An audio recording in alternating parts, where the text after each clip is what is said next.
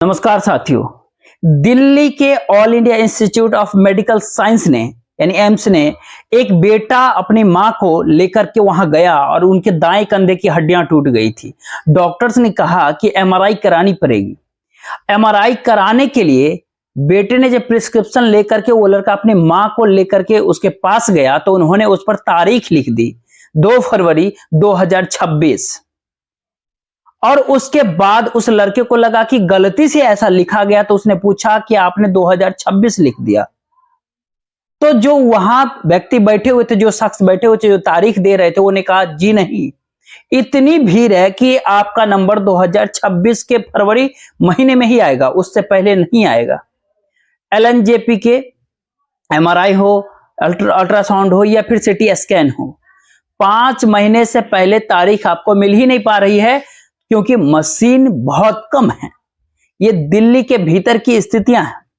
यहां पर एक सवाल हर किसी से हर कोई पूछ सकता है, हर व्यक्ति के अंदर होगा, क्या इस भारत देश के भीतर चुनाव के समय में कोई नेता कुछ भी कह दे, कोई भी वादा कर ले और लोग टकटकी लगा करके उसकी तरफ देखते रह जाए और कोई जवाब देने की परिस्थिति में ना हो, कोई जिम्मेदारी लेने की स्थिति में ना हो? यह सवाल जो है नेताओं के साथ तो ठीक है, लेकिन प्रधानमंत्री यानी पीएम मोदी एक स्टार प्रचारक के तौर पर जब राज्यों के भीतर चुनाव प्रचार करने के लिए जाते हैं तो क्या वहां पर वो प्रधानमंत्री पद छोड़ करके जाते हैं? सिर्फ स्टार प्रचारक के तौर पे होते हैं? क्या सिर्फ एक नेता होते हैं या फिर उनके साथ तमगा भारत देश के प्रधानमंत्री का भी लगा हुआ होता है? क्योंकि देश के प्रधानमंत्री सरकार चलाते समय कितने बड़े बड़े ऐलान किस किस रूप में करते हैं, इसका कोई सानी नहीं है। उसका एक पूरा कच्चा चिट्ठा लेकर के आपके सामने प्रेजेंट है। और एक पल के लिए जरा आप सोचिए कि एमआरआई की एक मशीन 3.5 करोड़ रुपए में आ जाती है, लेकिन प्रधानमंत्री पीएम मोदी जब चुनाव के नोटिफिकेशन जारी नहीं हुआ था उससे ऐन वक्त पहले महीने भर के भीतर अक्टूबर के महीने में जब वो घूम रहे थे राजस्थान, मध्य प्रदेश, छत्तीसगढ़, तेलंगाना, इन जगहों पे करीब करीब वह 40,000 करोड़ की योजनाओं का ऐलान करके आ गए कि यह योजना हम ला रहे हैं। इसी तर्ज पर वह देश भर में घूमते हैं। उन्होंने कहा कि इस देश के 22 एम्स उसकी सरकार लेकर के आएंगे। इससे पहले तो एम्स थे तो 6-7 थे, हमने देखिए 22 एम्स लेकर के आए हैं। इससे बेहतर और क्या हो सकती है? जानकारी मिली कि भारत देश के भीतर में 300 से ज्यादा यूनिवर्सिटीज मोदी सरकार के दौर में आए हैं। जानकारी यह भी निकल करके आ रही है कि हर घर, हर गांव, हर घर के भीतर और झोपड़ी तक के भीतर में बिजली पहुंच चुकी है।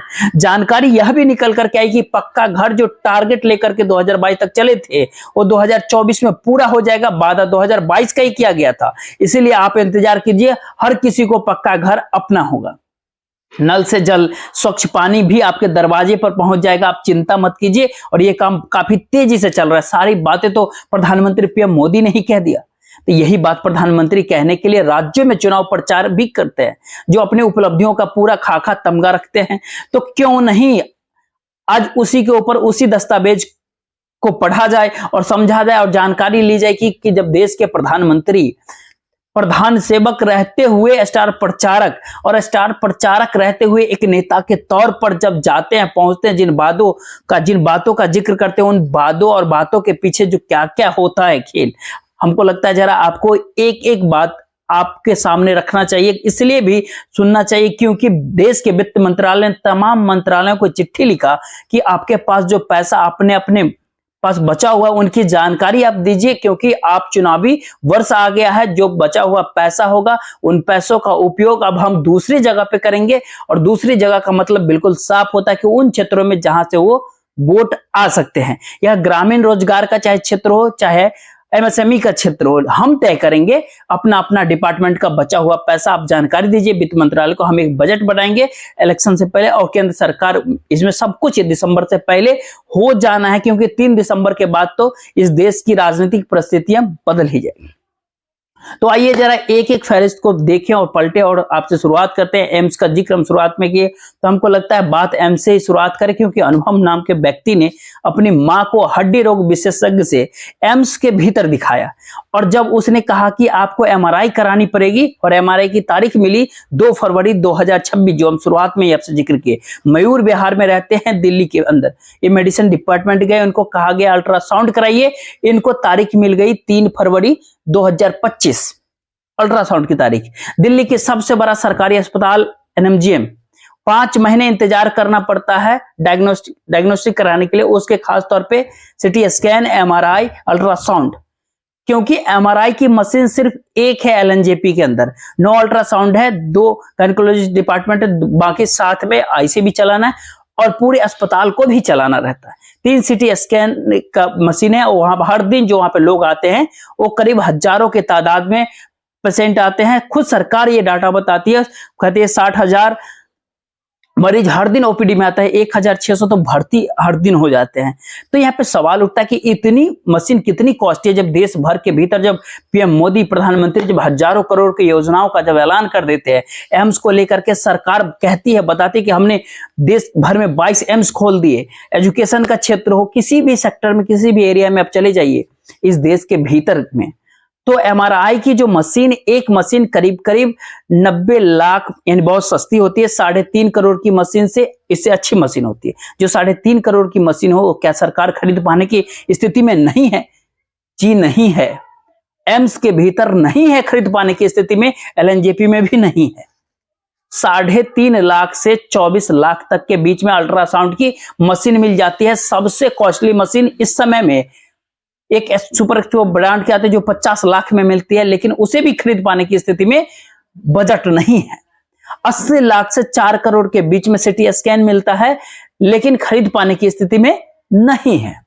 अब सवाल उठता है यहां पर, क्या प्रधानमंत्री क्या इस देश के भीतर घूम घूम करके जो जानकारी दे रहे थे, हमने इतने एम्स खोले, इतने एम्स बनाए, 22 एम्स बनाए, दिल्ली की एम्स की अगर हालत ये हो तो फिर भारत देश के भीतर का सच क्या है?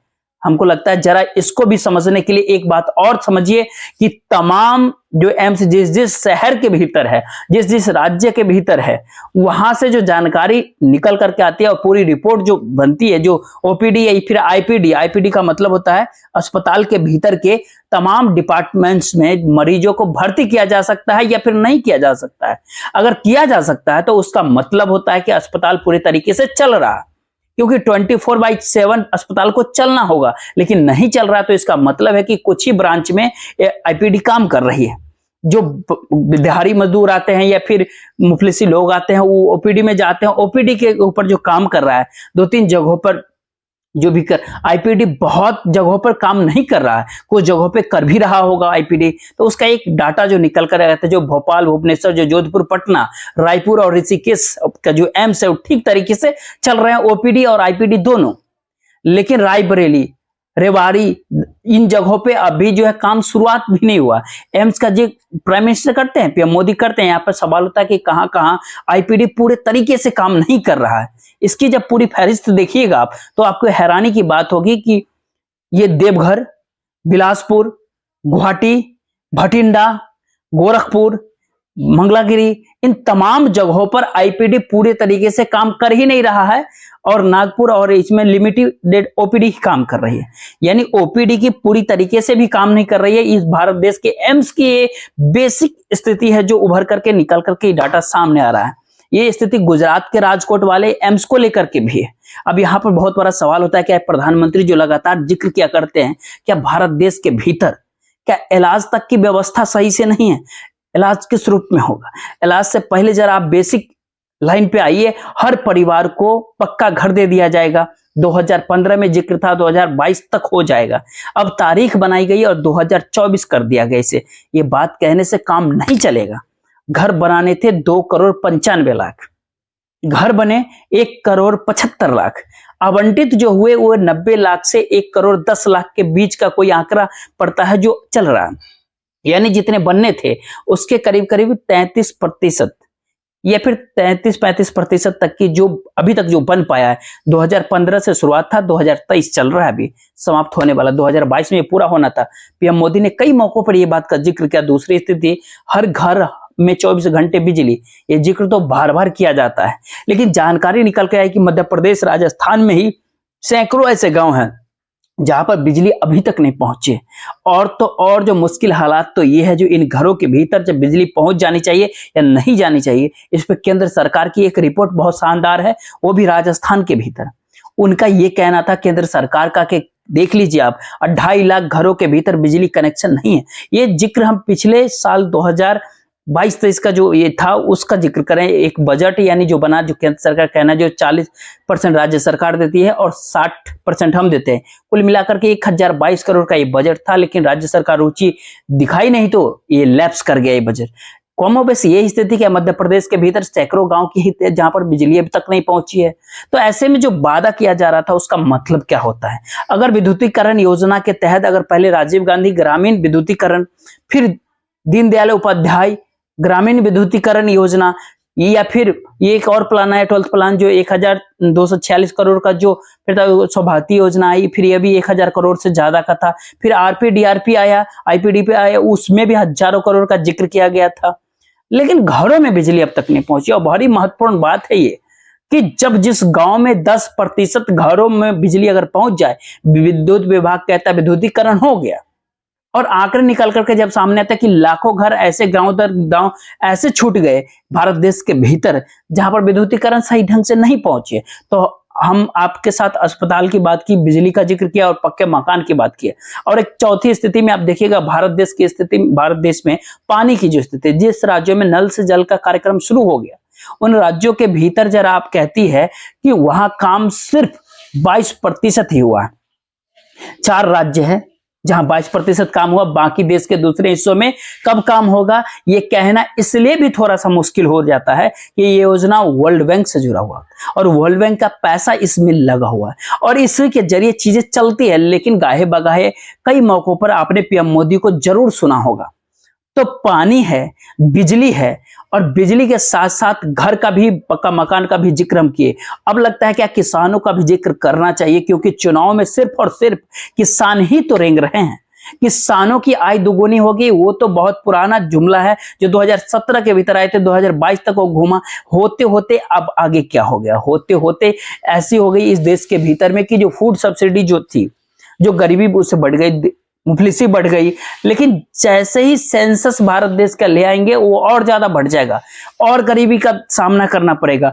उसको छुपाए रखिए। और इन सबों के बीच जो कृषि बजट होता था भारत का, वो 1,24,000 करोड़ से घट करके 1,15,000 करोड़ हो गया। उस जो फसल बीमा योजना थी वो 15,500 करोड़ थी, वो घट करके 13,625 करोड़ पर आ गई। अब यहां पर सवाल उठता है, क्या आप किसी भी क्षेत्र में अगर आप यूनिवर्सिटीज के हिस्से में अगर पहुंचते तो यूनिवर्सिटी को लेकर के भी एक नई जानकारी जो निकल करके आ रही है, उसमें वो बहुत अच्छी जानकारी इसलिए भी है क्योंकि सरकार इस बात का जिक्र हमेशा करती है, बार बार करती है कि हमने इतने यूनिवर्सिटी बनाया अलग अलग क्षेत्रों में, अलग अलग एरियाज में।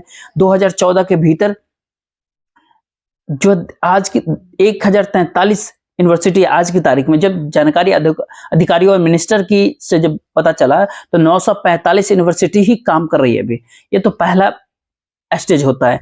इन 945 यूनिवर्सिटीज के भीतर अगर पुरानी 723 यूनिवर्सिटीज को हटा दिया जाए तो जो 230 यूनिवर्सिटीज इस दौर में बनी है उसमें सिर्फ 27% ही स्टाफ है, यानी 73% स्टाफ है ही नहीं। तो फिर पढ़ाई कैसे हो रही है, सारे काम कैसे हो रहे हैं? तो जो पुरानी यूनिवर्सिटीज है उसमें करीब करीब 62% स्टाफ है, वहां भी 38% स्टाफ कम है और यहाँ पे 73% स्टाफ कम है। फिर कैसे पढ़ाई हो रही होगी? यूनिवर्सिटी की इमारत कैसे बन रही? सब कुछ तय हो गया, लेकिन पढ़ाने वाला व्यक्ति, पढ़ाने वाला शख्स और फैकल्टीज कितनों नहीं है ये जानकारी। जो 42% ऐसे हैं जहां पर फैकल्टीज ही नहीं है।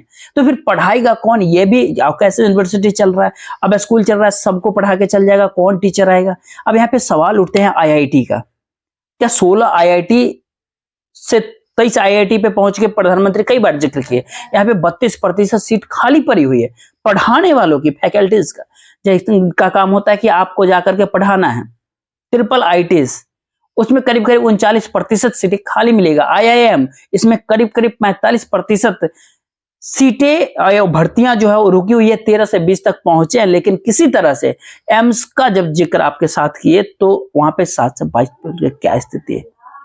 यहां पर 3 सवाल जो उठता है बड़ी महत्वपूर्ण, भारत देश की इकोनॉमी को संभालने और चलाने की स्थिति और भारत देश के भीतर की योजनाओं का ऐलान और पीएम मोदी का चुनाव के समय का योजनाओं का ऐलान, उससे जुड़ी हुई रकम, क्या ये मैच कर पाती है या फिर ये मिसमैच है या फिर एक दूसरे से किसी का कोई जुड़ाव ही नहीं है। चुनाव है तो आप प्लान कर दीजिए, घोषणा कर दीजिए। तो क्या ऐसी परिस्थिति भारत देश के भीतर आ गई है? ऐसा चल रहा है। और इसका दूसरा हिस्सा ये भी होता है, दूसरा पहलू, कि इसके ठीक समानांतर जो प्राइवेट सेक्टर है उसका पूरा का पूरा बिजनेस बढ़ता चला जा रहा है। वह चाहे अंबानी का सेक्टर हो, चाहे अडानी का सेक्टर हो, चाहे पानी का सेक्शन हो, ठीक है, या फिर एजुकेशन का हो, फिर हेल्थ का हो। इस भारत देश के भीतर में जितने भी स्कूल कॉलेजेस चलते हैं उसके बहुत बड़ी तादाद में छात्रों की संख्या प्राइवेट हिस्सों में जुड़ जाती है। जो बिजली का हो, जहां ली जाती हो, पूरी तरीके से प्राइवेट हाथों में दे दी गई। जो मेडिकल इंस्टीट्यूशंस का जिक्र किया जाता है उसे वो प्राइवेट हाथों में दे दिया गया। अब हमें लग रहा है कि इसके डाटा आपको जानकारी देनी चाहिए, जिसके बाद और थोड़ी बातें साफ हो जाएगी कि क्या ऐसी स्थिति वाकई है। तो आप सिर्फ और सिर्फ अगर अलग अलग जगहों पे नजर दीजिएगा तो भारत देश के भीतर में कुल गवर्नमेंट हॉस्पिटल जो है वो 18,227 है। 18,227। अगर उसमें छोटे मोटे, यानी फिर ये कहे जैसे मोहल्ला क्लिनिक दिल्ली में है, उस तरह के अस्पतालों को अगर आप मिला दीजिएगा तो 43,486 करीब है। यानी छिटपुट झोपड़ी के भीतर भी जो चल रहा है उसको भी गिन लीजिए, जो प्राइमरी हेल्थ इंस्टीट्यूशन भी उसको भी मान लीजिए, तो फिर देश भर में 43,000 के करीब है। लेकिन चलने वाले अस्पताल 18,227 है। लेकिन यहां पर प्राइवेट अस्पताल भारत देश के भीतर में 27,627 है। इसमें ज्यादा मेहनत नहीं कीजिए, इसमें टॉप 12 शहरों को जरा गिन लीजिए, जिसमें दिल्ली, मुंबई, कोलकाता, हैदराबाद है, चेन्नई है, बेंगलुरु है, चंडीगढ़ है, हैदराबाद आपको गिना चुके हैं, पटना आता है। इन मतलब कुछ 8-9 ही हुआ है, 2-3 का और है। अगर ये सबको गिन लीजिएगा तो इन जगहों पर जो नेटवर्थ हेल्थ इंस्टीट्यूशंस जो प्राइवेट सेक्टर के काम करते हैं उनकी जो पूरी कमाई है, भारत देश का जो टोटल हेल्थ का जो बजट है जो सरकार का करीब करीब 80-83 हजार करोड़ का है। और राज्य दर राज्य जो भी बजट है, मसलन राजस्थान का जोड़ लीजिए तो 22,000 करोड़ का करीब करीब आता है। इस तरीके से तमाम राज्यों का अगर आप जोड़ लीजिएगा, बजट को जोड़ते चले जाइएगा, सारे बजट को मिलाकर के जितना होता है उससे 10 से गुना कर दीजिए, उतना प्रॉफिट भारत देश के प्राइवेट हेल्थ सेक्टर को हर साल हो रहा है। सरकार अपने तौर पर अपनी पीठ ठोकती है कि हमने हेल्थ के स्वास्थ्य के सेक्टर में इतना काम कर दिए, इतना एम्स बना दिए। इससे ठीक समानांतर में एजुकेशन के भीतर झांकिएगा तो एजुकेशन के भीतर जितने यूनिवर्सिटीज काम कर रही है, जितने कॉलेजेस काम कर रहे हैं, जितने प्राइवेट सेक्टर के कॉलेजेस काम कर रहे हैं, 6 बड़े शहर को आप काउंट कर लीजिए जो एजुकेशन हब के तौर पर जाने जाते हैं भारत देश के भीतर। उन जगहों पर एजुकेशन सेक्टर से जो कमाई है वो सिर्फ सालाना 1 साल का कमाई, यानी ये कहे प्रॉफिट, यानी 6 लाख करोड़ से ज्यादा है। जो पीने के पानी से कमाई है वो करीब करीब 8 लाख करोड़ से भी ज्यादा है इस देश की। ये कमाई है, प्रॉफिट कम हो जाता है, लेकिन एजुकेशन सेक्टर के भीतर प्रॉफिट था जो हम आपको जानकारी दे रहे थे। अगर भारत देश के भीतर अगर प्राइवेट सेक्टर अगर ही चला रहा है और हर सेक्टर में उसी की मौजूदगी है, तो फिर प्रधानमंत्री जब अपने भाषण देते हैं, योजनाओं का ऐलान करते हैं, उनसे जुड़ी हुई बातें करते हैं, तो कहते हैं कि हमने इस देश के भीतर इतना इंफ्रास्ट्रक्चर डेवलप कर दिया। तो उस इंफ्रास्ट्रक्चर के भीतर कितना हाथ प्राइवेट सेक्टर का होता है, अगर उसका एक बहुत साधारण तरीके से अगर आपको जांचना परखना, मसलन आप एक ये भी सोच सकते हैं जो सड़कें बनाई जाती है उसके टोल जो लिए जाते हैं वो भी पीपीटी मॉडल के तहत होता है, या फिर जो पैसा लगाता है उसको पैसा कमाना है तो उससे बात किया जाता है। उससे हेल्थ सेक्टर में जिसको अस्पताल खोलना है उसको जमीन भी होती है, बहुत ही डोमिनल रेट पे दी जाती है, मतलब 100 रुपये 500 रुपये, मतलब उसको ऐसे गाहे बगाए उसको कहा जाता है 25% गरीबों का इलाज करना है, वो करता है या नहीं करता ये बात कभी नहीं पूछा जाता। लेकिन स्थिति ये है कि भारत देश में सरकार जो पूंजी है जो उसको प्राइवेट हाथों में अगर देती है और उसका रेशियो जो दोनों रहता है दोनों का, कि सरकार को इससे कितना राजस्व मिल रहा है और इसका कितना लाभ प्राइवेट सेक्टर को हो रहा है और प्राइवेट सेक्टर लोगों को कितना कैसे पैसा खींच रहा है, इन तीनों चीजों को आप मिला दीजिएगा तो बहुत साधारण शब्दों में आप समझिएगा कि अगर 100 रुपए की कमाई है, जिसके भीतर 80 रुपए प्राइवेट सेक्टर के पास, अब 30-20 रुपए जो बचता है, जो सरकार के पास जो पहुंचते हैं, वो बढ़ाने का तरीका जो उसको उस जीएसटी के जरिए होता है, उस टैक्स के जरिए होता है, उसमें चीजें और आगे खुल करके जाती है। और वो फिर अलग एक बात है कि एक प्राइवेट सेक्टर जब किस तरीके से पॉलिटिकल फंडिंग करता है, नहीं करता है, वो एक अलग मसला है।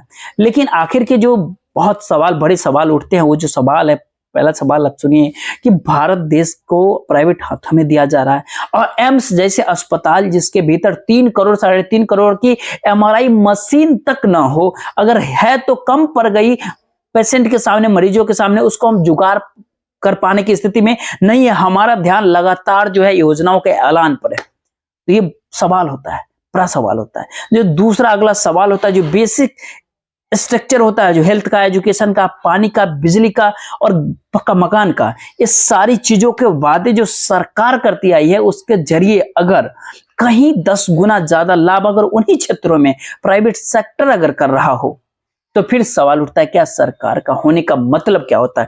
इससे अगला सवाल बढ़िएगा, जो शायद आज के समय में जिस बात से शुरू करना था, वो यही सवाल था कि पीएम मोदी स्टार प्रचारक हैं, नेता हैं या फिर प्रधानमंत्री भी हैं। अपनी पुरानी बातों को वह नए तरीके से दोहराने की स्थिति में और पुरानी बातों से आंख मूंद करके नए नए ऐलान करने की दिशा में आगे बढ़ रहे हैं। यही सवाल जो है सबसे बड़ा भारत देश के भीतर के सामने है। आपको बहुत बहुत धन्यवाद। जय हिंद, जय भारत।